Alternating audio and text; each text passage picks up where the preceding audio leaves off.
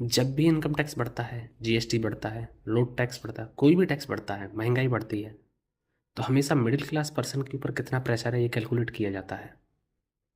तो middle class के ऊपर सच में कोई प्रेशर है क्या? ये फैक्चुअली बात कितनी सही है ये समझते हैं। इंडिया में इनकम टैक्स देने वाले 2 से 3% लोग हैं, बट जीएसटी देने वाले 100% लोग हैं। पुअर भी देता है, रिच भी देता है, और मिडिल क्लास तो देता ही है। तो प्रेशर कहाँ है? में प्रेशर है दूसरी पॉलिसीज से। पुअर को फ्रीवीज है, सब्सिडीज है, रिच के पास टैक्स प्लानिंग है, इन्वेस्टमेंट अपॉर्चुनिटी है, असेट क्वालिटी बेस है, हाई रिटर्न है। बट मिडिल क्लास के पास ना तो सब्सिडीज है, ना ही कोई टैक्स प्लानिंग बेस या फिर अच्छी इन्वेस्टमेंट अपॉर्चुनिटीज है।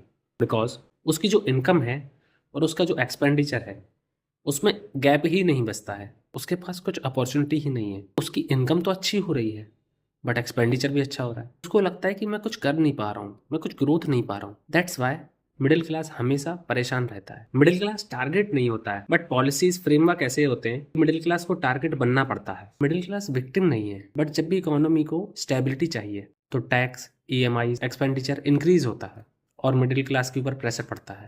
इसलिए क्वेश्चन ये नहीं है कि मिडिल क्लास के ऊपर प्रेशर कितना है, वो परेशान कितना है, बल्कि ज़रूरत है ग्रोथ की। मिडिल क्लास को ग्रोथ ज़्यादा देनी चाहिए ताकि वो एक्सपेंडिचर को हैंडल कर पाए।